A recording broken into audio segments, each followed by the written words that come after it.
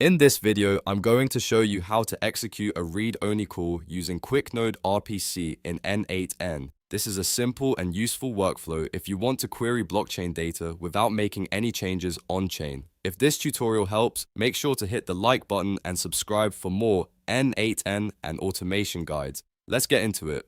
First, open the workflow you want inside N8n.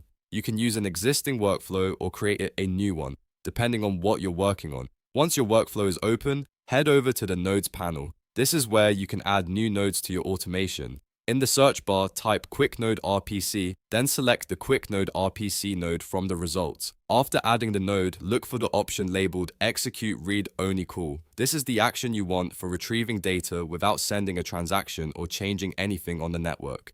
Select Execute Read-Only Call to continue. Now it's time to configure what you want. Set up the RPC details, choose the method you need, and enter the required parameters for your read-only request. Depending on your use case, this could be checking balances, reading contract data, or pulling other blockchain information.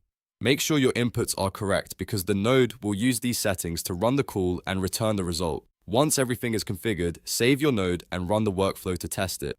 You should now see the response from the QuickNode RPC read-only call inside N8n. And that's it. You've successfully executed a read-only call using QuickNode RPC in N8n. If this video helped you out, please like the video and subscribe for more quick tutorials like this one.